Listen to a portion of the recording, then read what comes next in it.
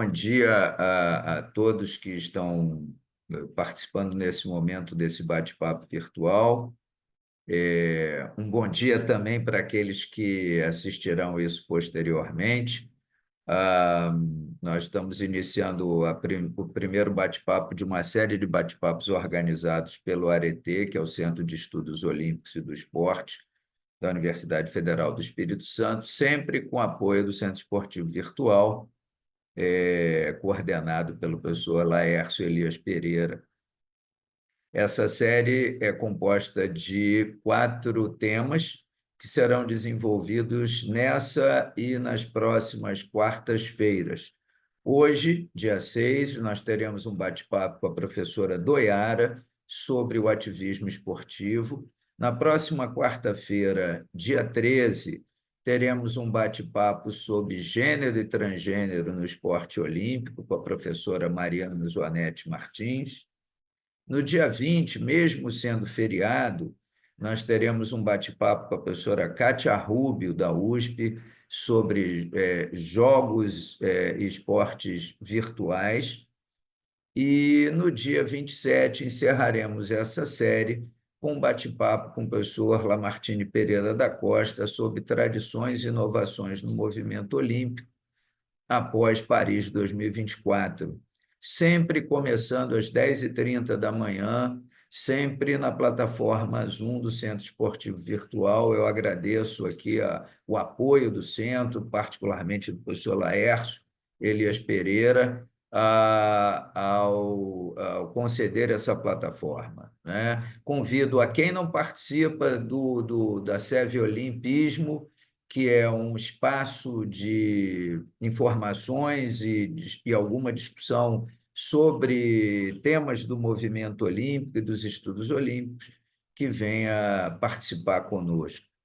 Tá? O objetivo dessa série de bate-papos, os objetivos são vários. Num primeiro momento, a gente tratar daquilo que a gente está chamando de temas emergentes dos estudos olímpicos, né?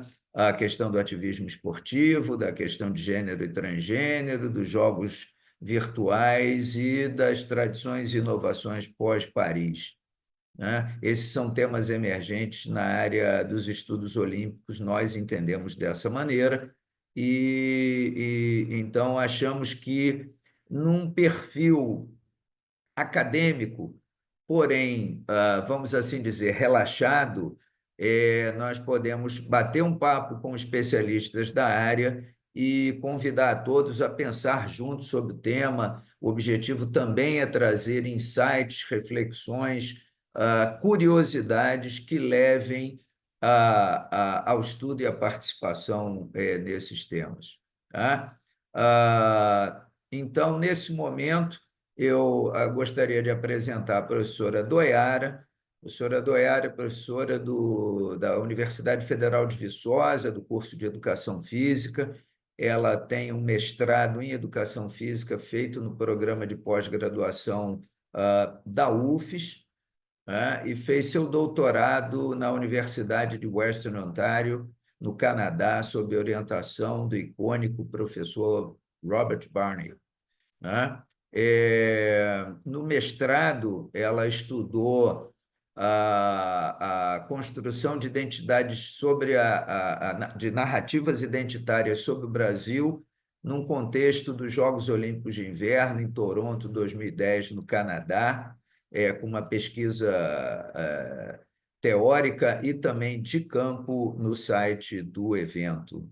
No doutorado, ela estudou um pouco da história do movimento olímpico no panamericanismo, sobre a ação do Ever Brundage, que foi presidente do Comitê Olímpico Internacional, e seus projetos e suas relações com a América Latina. Tem desenvolvido no LEOS, Laboratório de Estudos Olímpicos e Socioculturais do Esporte, uma série de estudos muito instigantes na área dos estudos olímpicos, e uma das temáticas é do ativismo esportivo. Ela tem orientado alguns trabalhos, tem apresentado em diferentes fóruns nacionais e internacionais, e eu diria que além dos temas emergentes, a professora Doiara é uma acadêmica, uma intelectual emergente, já em fase acelerada de consolidação nos estudos olímpicos no Brasil e fora do Brasil. Ano passado, inclusive, um dos trabalhos orientados pela professora Doiara foi premiado num evento na Coreia, realizado no segundo semestre do ano. Bom dia, Doiara. É um prazer te receber aqui.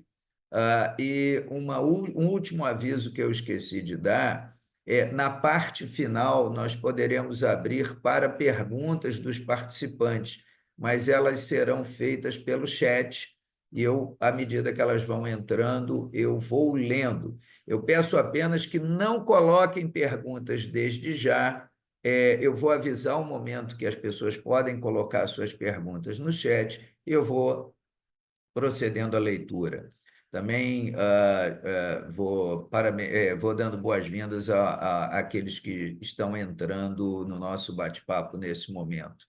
E, de novo, bom dia, Doyara, um prazer contar com você aqui. Bom dia, Otávio. Bom dia a todos e todas presentes na sala. Eu fiquei muito feliz com o convite. Obrigada pela introdução, pela apresentação, por tudo que disse aí sobre o meu trabalho, minha trajetória. Você também faz parte disso, né? Me apresentando esse campo de estudos pelo qual eu me apaixonei, me impulsionando e sempre valorizando minha trajetória nesse sentido. Então, fiquei muito feliz com a participação nessa série e honrada de estar entre nomes tão importantes para a nossa área no Brasil. Joia. Vamos começar o nosso bate-papo, então, já fazendo uma pergunta bastante direta.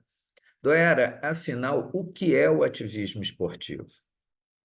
Essa é uma pergunta para a qual não há uma resposta fechada academicamente.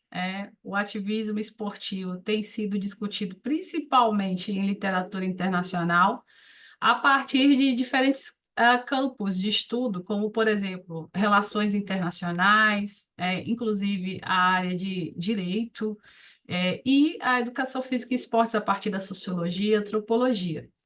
E existe uma disputa sobre esse conceito, né? Em parte, é, tem-se o pressuposto de que o ativismo, ele necessariamente, ele não pode prescindir de uma ideia contra-hegemônica, de lutas concorrenciais no que tange relações de poder entre organizações, pessoas que ocupam diferentes lugares nessas instâncias de poder, né? Então, por exemplo, o atleta e as organizações esportivas. O atleta ocupa determinados espaços dentro das organizações esportivas e desfruta de certo poder, e poder compreendido aí a partir de múltiplas esferas, poder simbólico, etc. Então, há aquele conceito e definição que parte de uma ideia de necessariamente haver lutas concorrenciais de interesses, né? De necessariamente haver uma dissidência, uma luta contra-hegemônica. Por outro lado, quando a gente fala em ativismo esportivo, ancorado num conceito mais amplo de ativismo, o ativismo pode se desenvolver de diferentes formas, estratégias e técnicas que não necessariamente representem uma resistência, mas que pode representar a manutenção de um status quo. Então, eu posso fazer gestos, discursos ou práticas que resistam, mas também posso fazer esse tipo de gestos, discursos ou práticas que vão aludir a uma manutenção de status quo, e depois acho que a gente pode ilustrar isso com alguns exemplos. Então, não há um consenso, mas há a ideia de que o ativismo é um processo que não necessariamente se funda em grupos ou organizações, pode ser da ordem individual, pode estar ligado a movimentos sociais ou não, e quando a gente coloca aí o esportivo, a gente está falando de um campo de relativa autonomia, como a gente discute academicamente a partir da sociologia, um campo que tem agentes, instituições, hierarquias de poder, normas e altamente regulamentado a partir de várias perspectivas, concretamente e também simbolicamente, né? Então é um pouquinho complicado. Na nossa literatura nacional não há uma definição para o termo. Na literatura internacional, o que existe é uma mobilização de pesquisadores dessas áreas que eu comentei para convidar esse debate que a gente está fazendo hoje, para que a gente chegue a uma definição que consiga contemplar as diferentes expressões do que se chama ativismo. Então, nesse sentido, espero ter conseguido sintetizar. Legal, já deu para notar como não é raro na área acadêmica que o tema complexo exige abordagens complexas, né? Agora, o ativismo é exatamente uma coisa recente ou a gente pode, ao olhar para a história, encontrar uma história do ativismo esportivo? Eu gosto de uma frase que você até colaborou num texto, que é assim, ele é raro, mas não é novo, né? As expressões e manifestações, utilizando-se do campo do esporte, da sua posição que você ocupa dentro desse campo. Então, não só os atletas, mas outras pessoas envolvidas no esporte manifesta historicamente a longos tempos. Tem um texto do Julius Boykoff, que foi atleta olímpico e hoje é um ativista antiolímpico, né? Ele engaja numa pauta antiolímpica, diz que em 1912, a edição de 1912, já teve um atleta que, contrariado pela representação de sua bandeira nacional em relação à sua origem, ele chegou a subir no poste para arrancar uma bandeira durante aquela edição dos Jogos, se eu não me engano, em 1912. E aí a gente tem imagens históricas que ultrapassam décadas e que têm ficado no imaginário como parte dessas manifestações. O Black Power Salute, né, a saudação de 1968, sendo a mais conhecida delas. Mas houve atletas em cerimônias de abertura de 36, por exemplo, um atleta carregou uma plaquinha durante a cerimônia expressando contrariedade.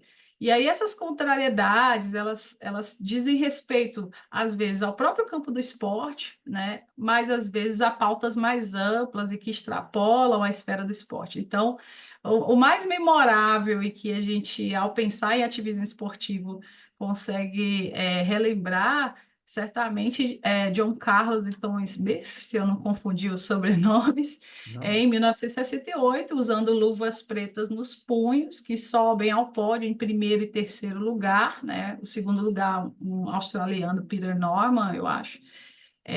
Inclusive tem um documentário sobre o Peter Norman, né? Que é um que não levantou o punho, o australiano que estava naquele pódio. E chamado Salu, o documentário.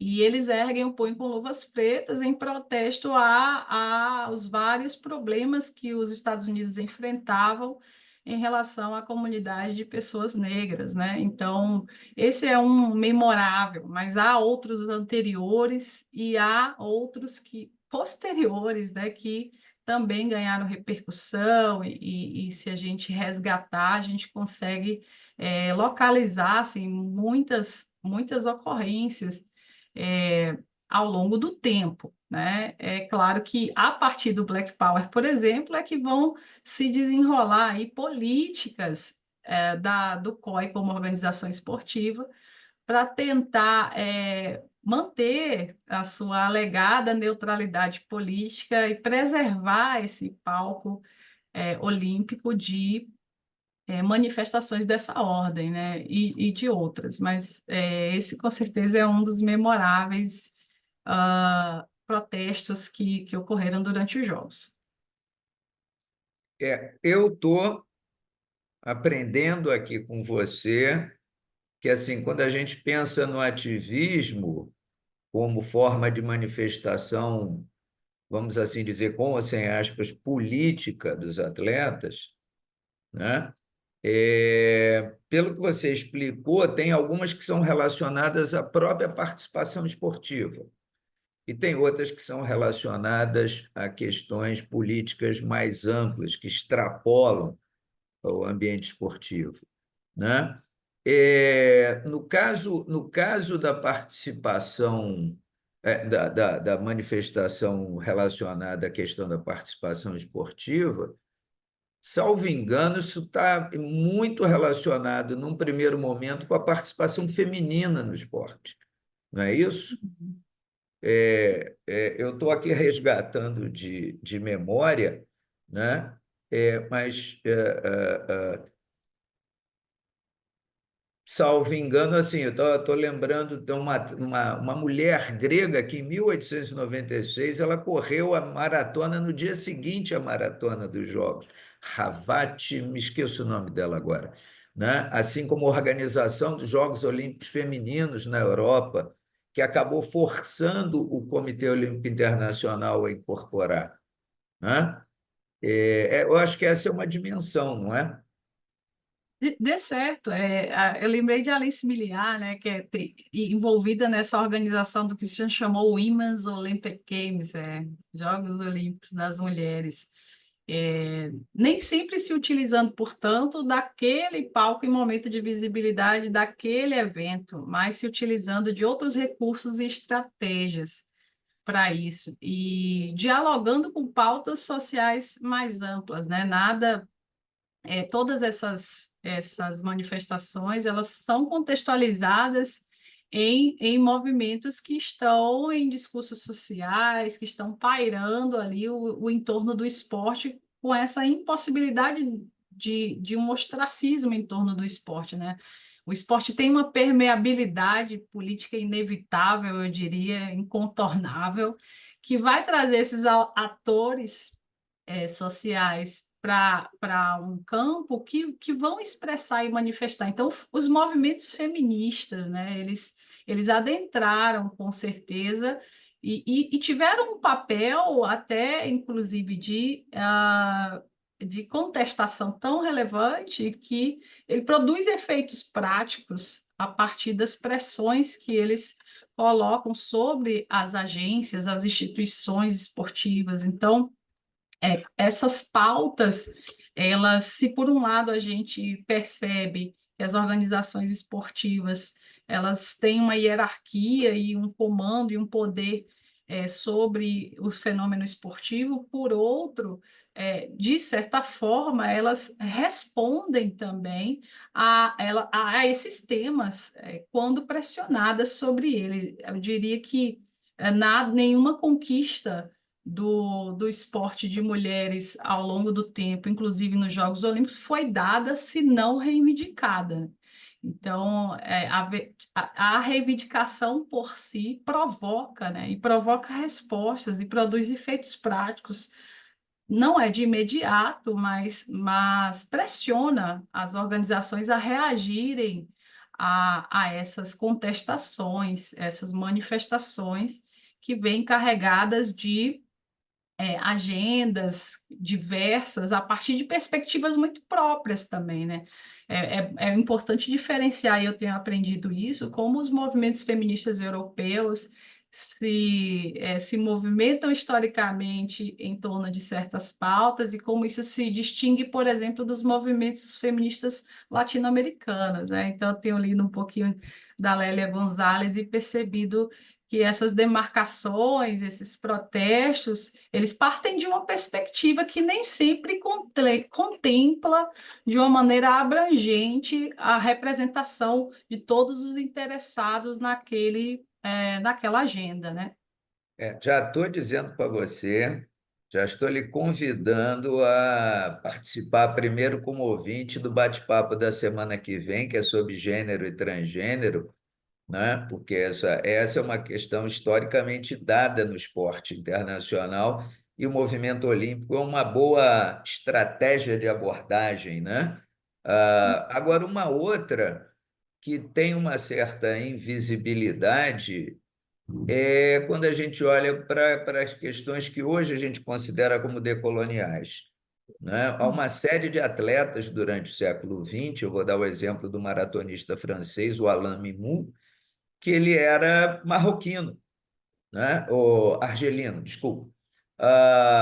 Mas na época a Argélia era uma colônia francesa, assim como tem atleta da corrida coreano, mas na época Coreia, antes da Segunda Guerra Mundial, tinha sido invadida pelo Japão e ele competiu em 36 com do Comitê Olímpico Japonês, né? Então, assim, todavia, e aí eu não sei, tem que estudar, né? Porque é um outro campo para investigação sobre o ativismo esportivo nessa perspectiva da identidade nacional, não na questão de gênero, né? Mas é uma outra possibilidade. Agora, Doera, você diria assim que essa questão do ativismo esportivo tem a ver com o empoderamento do próprio atleta no seio do Comitê Olímpico?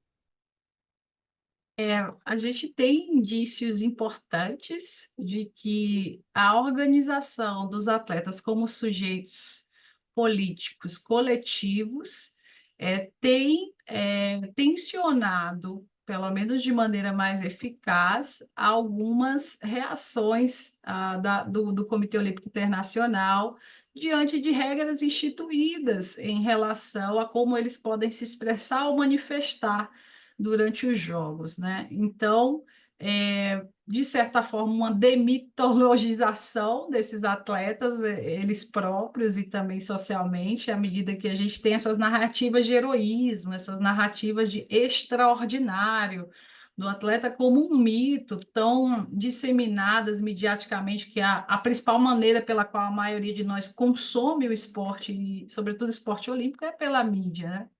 Então, a gente tem esse universo tão mitológico em torno do atleta, mas tem essa percepção cada vez mais consolidada do atleta como sujeito político, como cidadão, do atleta como coletivos organizados. Os coletivos organizados têm crescido muito internacionalmente, né? A ponto de, não sei se você se lembra, uma organização de nadadores criou uma competição mundial para rivalizar com os campeonatos mundiais da FINA, da Federação Internacional de Natação, né?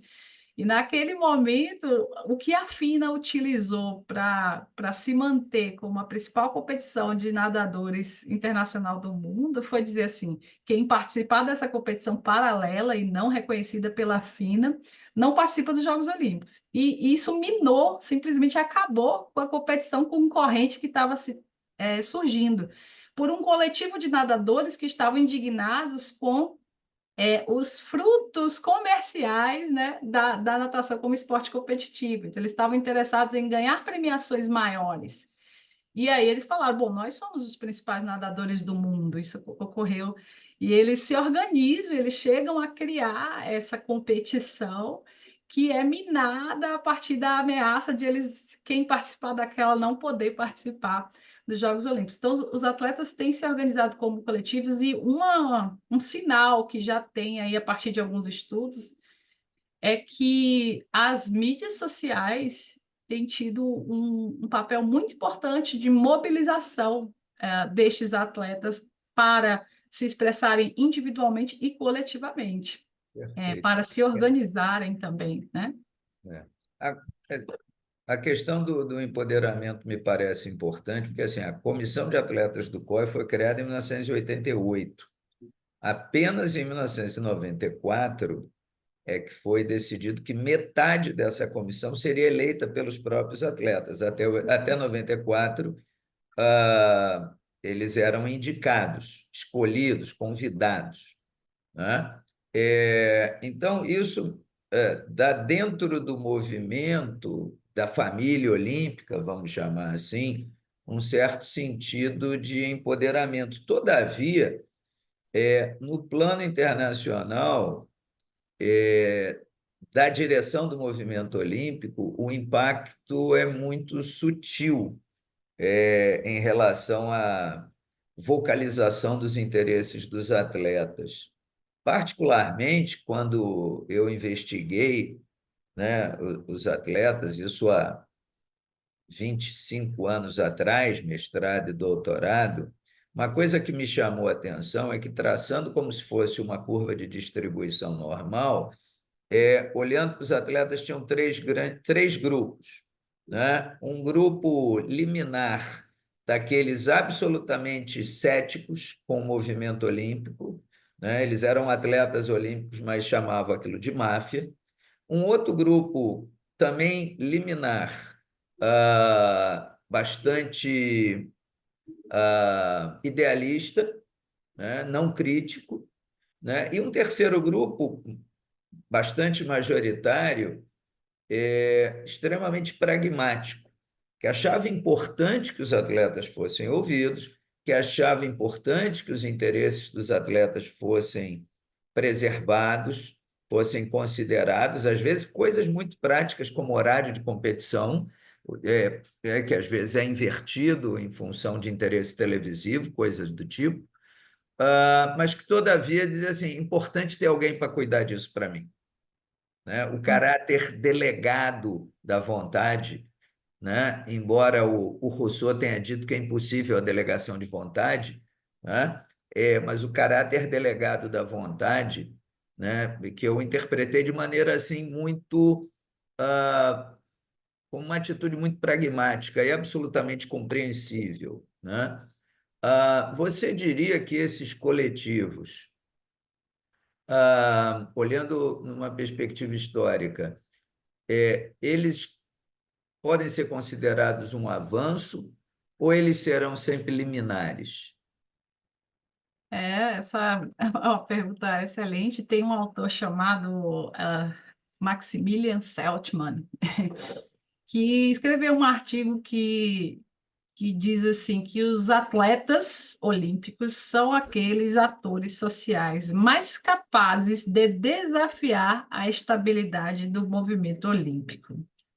E ele está analisando esses coletivos internacionais que vêm surgindo ao longo do tempo e quando ele cita as comissões de atletas vinculadas ao Comitê Olímpico Internacional numa relação ainda de subordinação, ele faz a ponderação de que a forma de agir desses coletivos elas dependem muito dessa posição que eles ocupam na agência, na instituição, a capacidade de agir.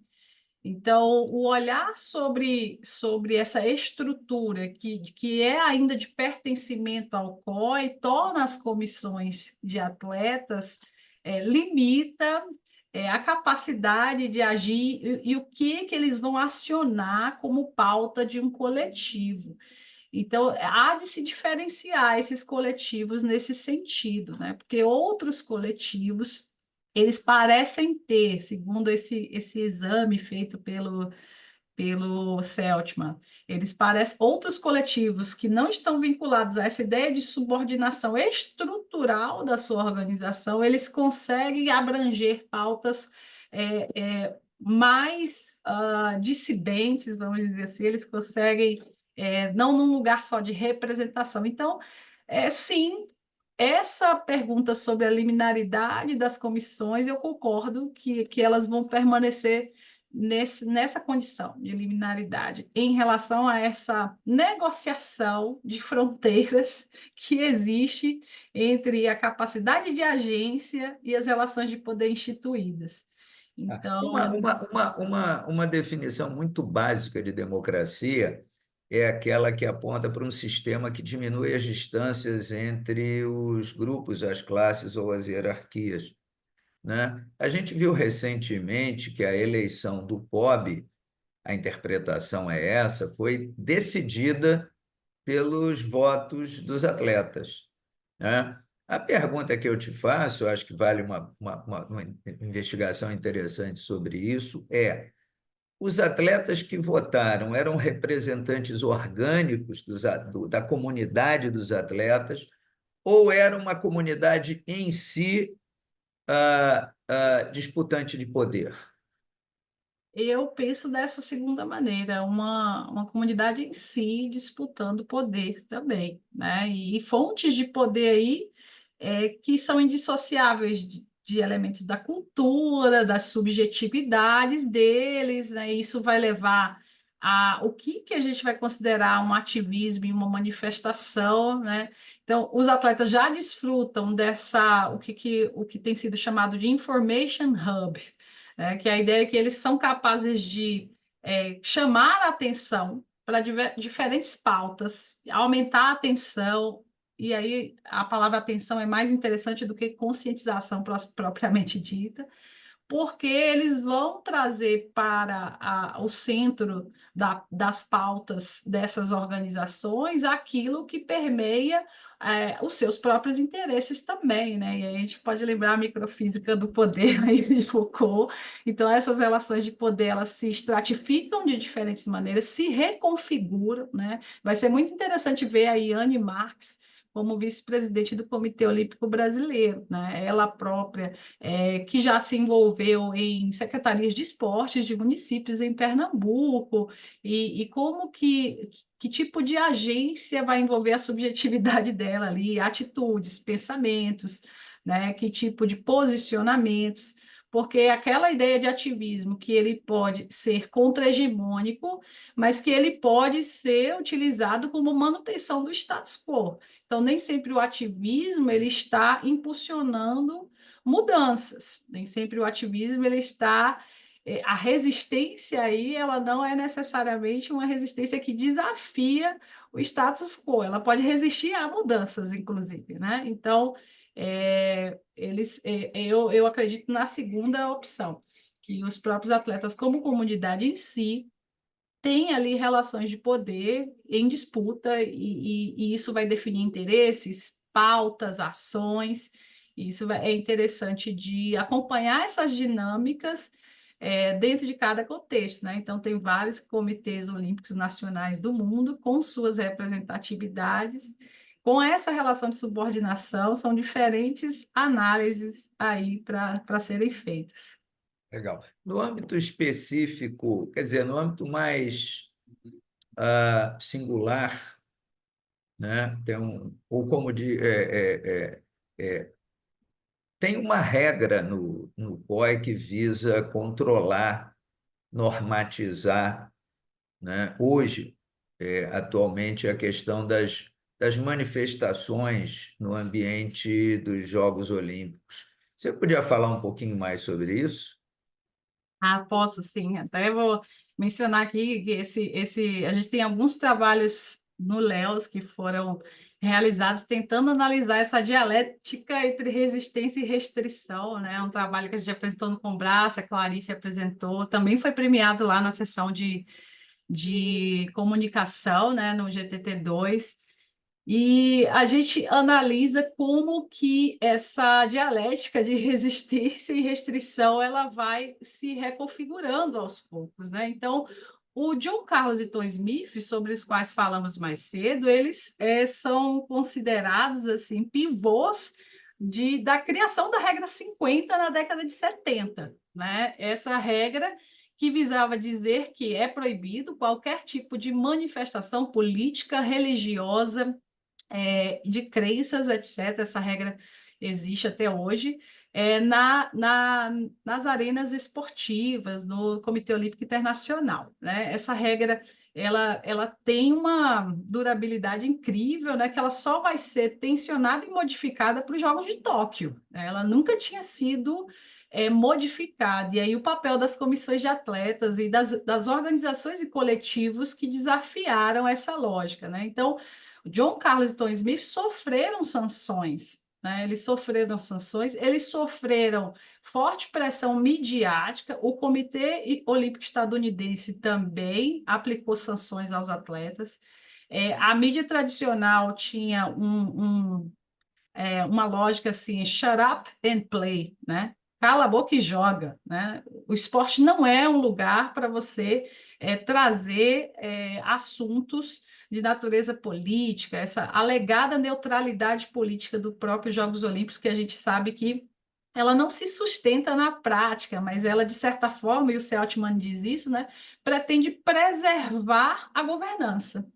Alegar isso, essa retórica, preserva uma estabilidade de governança. Então, essa regra vai ser modificada quando um coletivo chamado Global Athlete, que a Clarice, inclusive, apresentou o trabalho e tem estudado sobre, vai convocar atletas, e aí a comissão de atletas do Comitê Olímpico Internacional faz um survey, distribui um questionário online mundo afora, e pergunta para os atletas o que eles próprios pensam disso, né?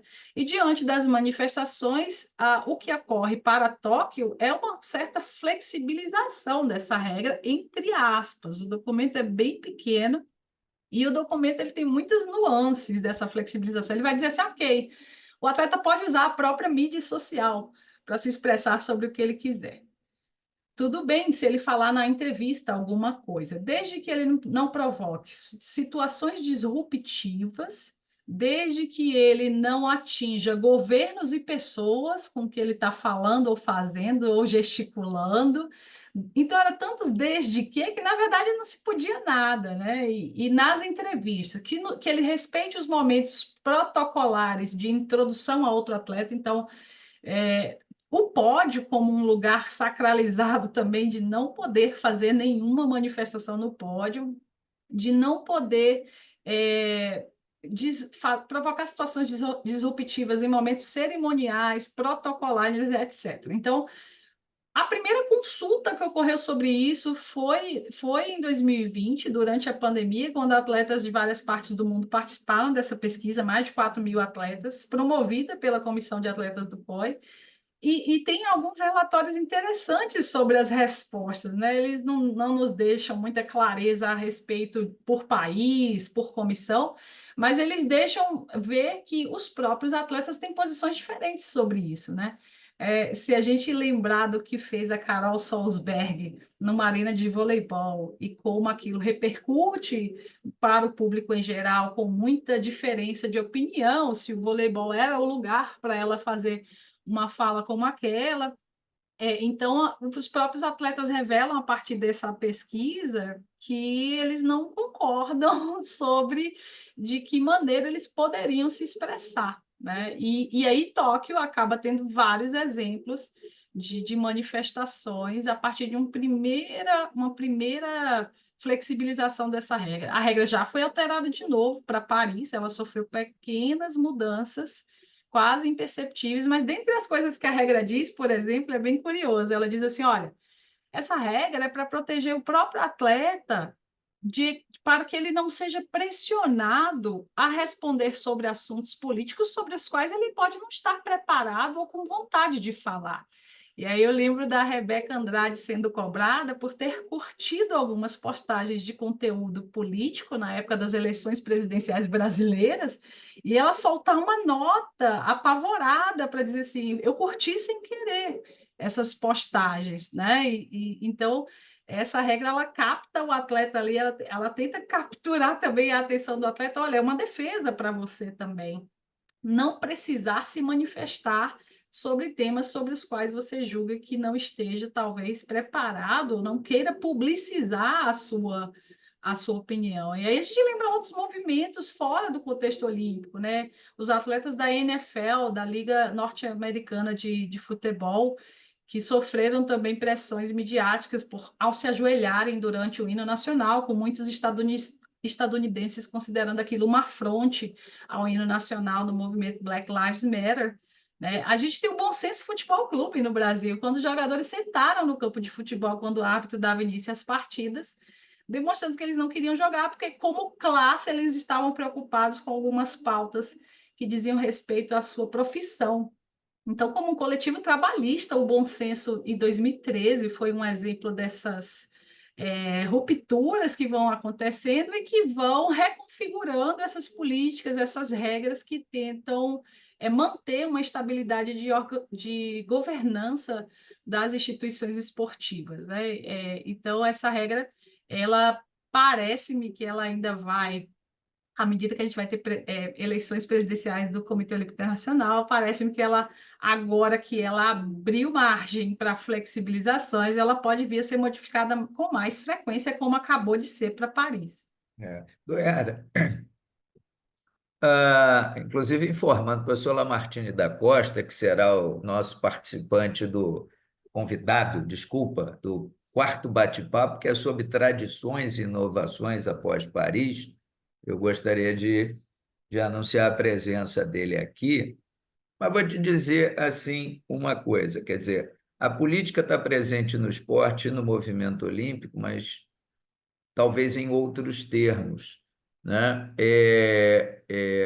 O COI é das poucas organizações internacionalistas do século XIX que chegou ao século XXI, né? A gente tem a Cruz Vermelha Internacional, a Internacional Socialista, o Movimento Escoteiro, não muito mais do que isso, né? E na sua história, né, no seu DNA, ele foi construído com a preocupação de neutralidade em relação a demandas que eram as demandas da época, eram as demandas de constituição de Estado e nação, né? Então, o conceito de representatividade reversa, quer dizer, o membro do COI é um embaixador do COI no país e não um representante do país no COI, né? A ideia vocalizada pelo Coubertin de geografia olímpica, né? Então, na época que ele foi presidente, alguns comitês olímpicos nacionais não eram correlatos ao Estado Nacional da mesma forma, né? A própria ideia que ele concebeu, tem texto dele que coloca assim: ele defendia o COI como ilhas de estabilidade num universo, num mar de instabilidade política, né? Quer dizer, ele lidou com as questões do seu tempo, que eram questões muito relacionadas à constituição dos Estados nacionais, né? A gente às vezes se surpreende. A maioria dos países hoje existentes não existia na segunda metade do século XIX, né? A maioria dos estados nacionais são muito recentes, né? Mesmo estados consolidados como a Alemanha, como a Itália, como a Grécia, né? A Grécia tem a idade do Brasil como estado nacional, a Alemanha é mais nova do que o Brasil como estado nacional, a Itália é mais nova do que o Brasil como estado nacional. Então, essa era uma questão muito candente e importante, né? E ao analisar aquilo que o Lovisolo chamou de enigma do olimpismo, que é assim, como é que esse organismo se manteve, né? Com um cenário de duas guerras mundiais, com Guerra Fria, e uma das teses, uma das hipóteses, é exatamente que a narrativa da sua neutralidade servia para um certo tipo de disputa política de nível seguro, e aí a gente fala dos boicotes, por exemplo, né?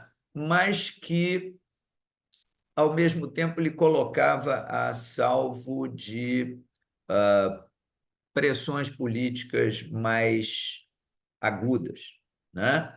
É, Talvez a tradição esteja mudando, as inovações, como você colocou, olha, houve uma mudança, a criação da regra 50, a mudança da regra 50. É possível que na eleição do Thomas Bach isso também se mude, mas eu queria pensar o Conselho de Ativismo Esportivo como uma faca de dois gumes, né? O ativismo esportivo, considerado como daquilo que você chamou de contra-hegemônico, sem entrar aqui, inclusive no debate, como é que a gente delimita a hegemonia, né? Mas eu penso que certas pautas, sendo contra-hegemônicas ou não, né? E aí tem um debate que vai para a quarta da semana que vem, que teve nesses Jogos de Paris, sobre gênero e transgênero, né? O debate nas duas lutadoras de boxe, do boxe feminino, ou do boxe de mulheres, né? Que sofreram manifestações, inclusive de atletas dentro do próprios Jogos Olímpicos, né? Pautas desagradáveis, né, também podem aparecer. É, Pautas preconceituosas, pautas colonialistas, pautas divisivas, né? E assim, agora que a gente está chegando às 11h15, eu estou abrindo para quem quiser fazer pergunta no chat, escreve no chat, eu vou ler, mas eu queria terminar a minha parte com essa última provocação. O que te parece quando a gente diz que o ativismo esportivo é uma faca de dois gumes que pode levar a, a um estremecimento, uma fragmentação do próprio movimento olímpico? É muito boa a sua provocação, e aí eu vou lembrar alguns exemplos disso que você citou, né? Como do exemplo das atletas mulheres cisgêneros que tem se organizado numa espécie de, entre aspas, combate à participação de mulheres trans nos Jogos Olímpicos, né? Mas há outros exemplos, por exemplo, consideraríamos que aqueles atletas nos Jogos Olímpicos de Berlim, em 1936, que subiram ao pódio, fizeram a saudação nazista e estavam fazendo um movimento ativista, o que que significava aquele símbolo? Era uma reafirmação de um status quo, né? Aqueles que o fizeram dentro de uma certa espontaneidade, também tem esse fator, né? Então, assim, as organizações esportivas elas podem sustentar ou desafiar essa multivocalidade, né, de interesses dentro de um ambiente tão internacional, tão diferente. Quando a gente olha para os Jogos de Tóquio, né, a gente vê manifestações contra a opressão,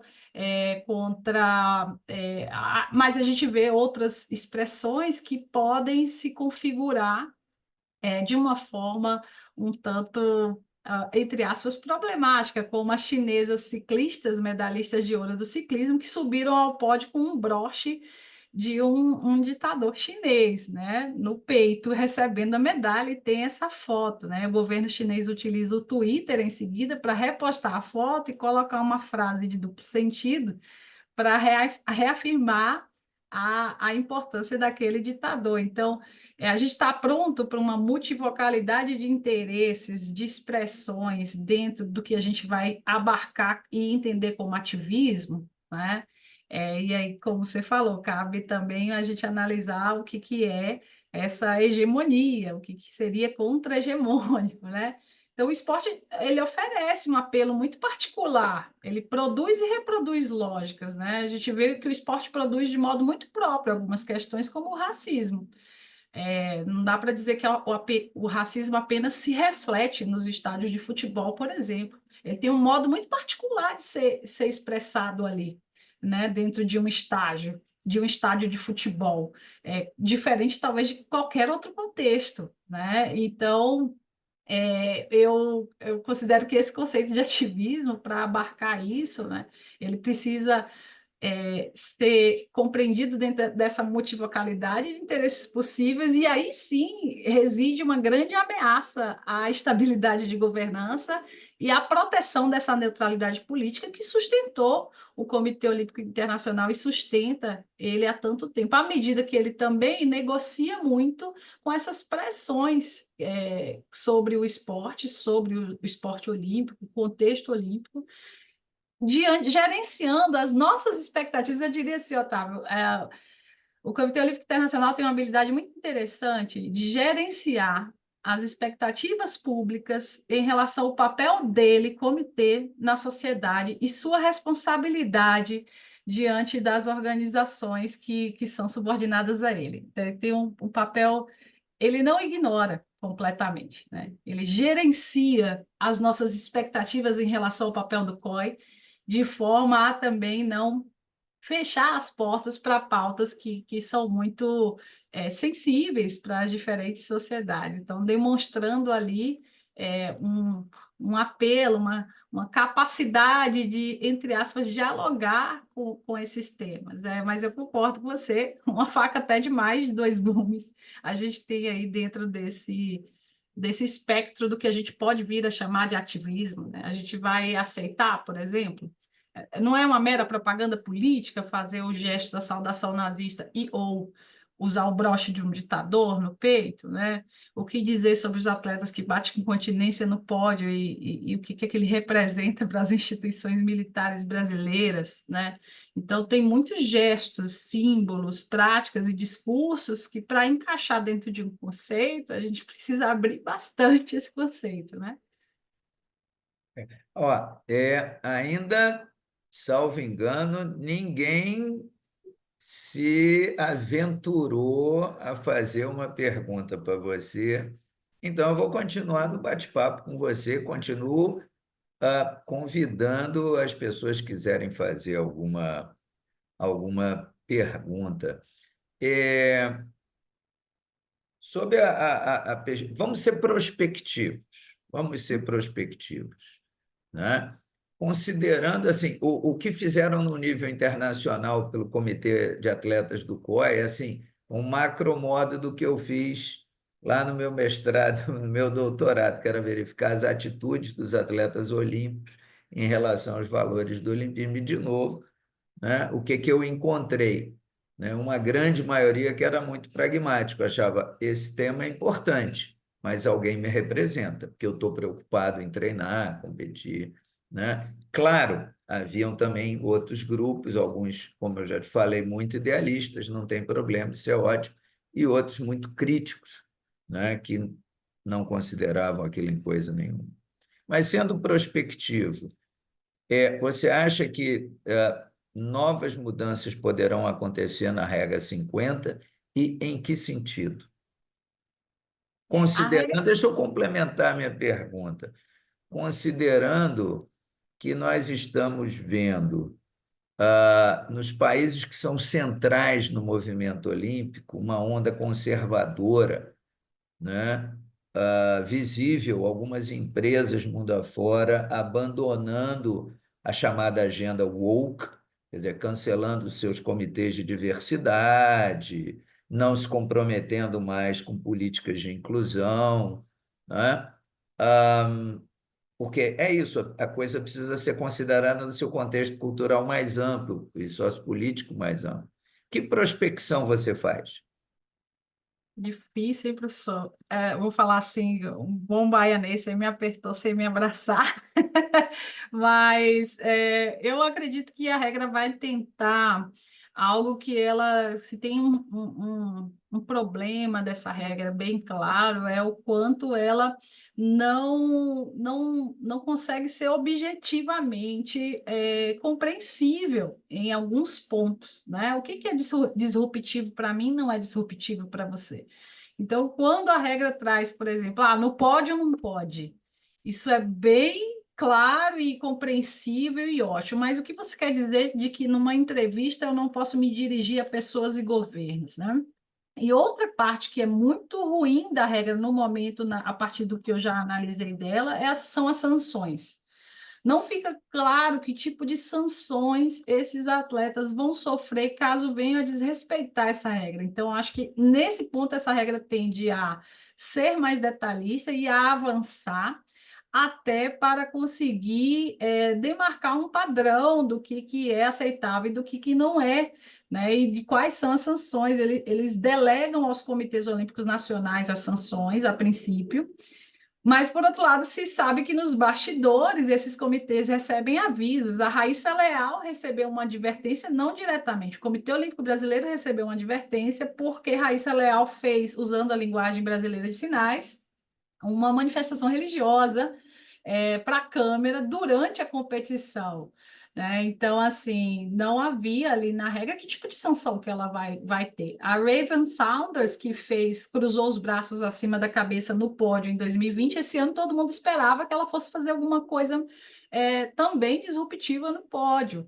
E ela optou, ela recebeu, a partir do Comitê Olímpico Estadunidense, alguma advertência que a gente não conhece o teor, né? A gente não sabe também o quanto ela foi ali, é, entre aspas, que tipo de sanção ela podia sofrer, tomar a medalha, etc.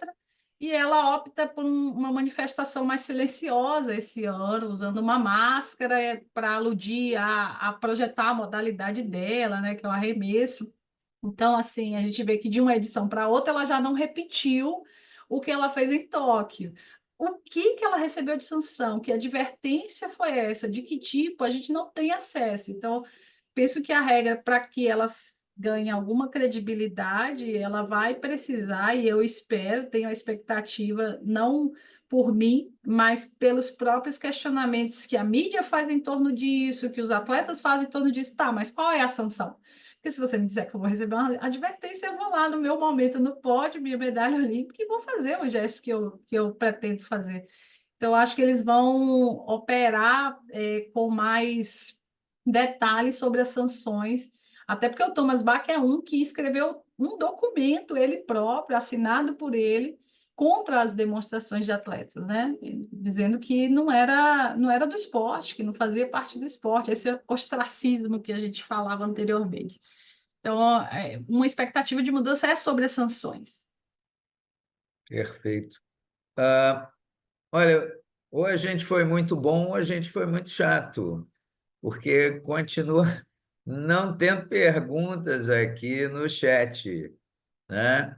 Eu desconfio que o tema é tão emergente que as pessoas ainda estão parando para pensar sobre ele, né? Porque ele implica em uma série de interfaces. Ele, por Uhum. exemplo, como você mesmo mencionou, nós mencionamos, ele implica na discussão de gênero e transgênero, né? Aham. Quando uma boxeadora de mulheres, ao ser derrotada, faz o sinal de X, né? Não na cerimônia de medalha, porque ela foi derrotada, mas ao sair do ringue de competição, né? Da mesma maneira, impõe interfaces na geopolítica internacional, né?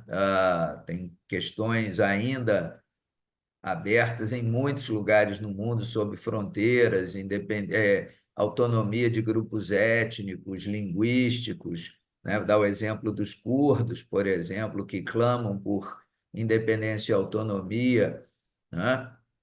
Ah, Também envolve outras questões comerciais, puramente comerciais, que essas hoje já estão mais controladas. Quer dizer, os atletas também são proibidos de fazer propaganda comercial no pódio, né? Sim. Mas o COI gerencia muito bem, mas o COI também é muito reativo, né? Uhum. Então ele tem essa ambivalência, né? Mas essa parte comercial está muito bem controlada, mas também é a limitação que os atletas têm, né? Sim, eu me Ah, liguei de um time de futebol, desculpa te interromper, do Brasil, né, ganhou a medalha olímpica, e os atletas amarraram o uniforme na cintura para esconder a marca, porque, se não me engano, a CBF era patrocinada por uma marca diferente. Então você mostra a marca, mas você também tem uma outra estratégia aí de esconder uma marca, porque a CBF tinha um patrocinador diferente daquele que patrocinava o time Brasil, né? Então, muito interessante essas nuances, assim, cabe muito estudo a respeito, e a gente precisa, né, mobilizar a nossa comunidade acadêmica brasileira a essa pauta, com certeza. eu acho que os quatro temas emergentes, eles todos perpassam a interface continuidade e mudança. Estabilidade e instabilidade, né? Tanto na dimensão do ativismo, quer dizer, o quanto há de liberdade para o atleta se manifestar sem destruirmos a arena comum da manifestação, né? Ou do caso da não manifestação, mas a arena comum do esporte, né? O quanto nós temos de continuidade e mudança na questão de gênero e transgênero, o quanto a agenda é feminista, o quanto a agenda é LGBTQIA+, né? O quanto nós consideramos o esporte virtual como um esporte, o quanto não consideramos, né? E, por fim, isso tudo vai para o último bate-papo lá no dia 27 com o professor Lamartine, que é tradição e inovações, né? As inovações da própria Organização de Paris, as inovações que cruzam esses outros espaços de conversa, né? Peraí, parece que teremos aqui nos estertores do bate-papo, assim. Então, vou ler a pergunta da Mariana Farias. Bom dia a todos. Professor, alguns atletas são punidos quando protestam. Tom Smith e John Carlos foram.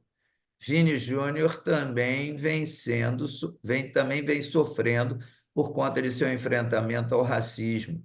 Como os atletas podem fazer o equilíbrio entre vou protestar e usar a minha voz e serei punido? Excelente a pergunta, Mariana, muito obrigada. O Vini Júnior, ele, inclusive, ele contesta a La Liga, né? Em algum momento, pelo Twitter, ele usa a mídia social para manifestar publicamente o descontentamento com a forma como a La Liga estava lidando com as denúncias e os constantes ataques que ele vinha sofrendo. Essa ideia de equilíbrio de poder é bem tensa e densa, mas a organização em coletivos tem surtido algum efeito.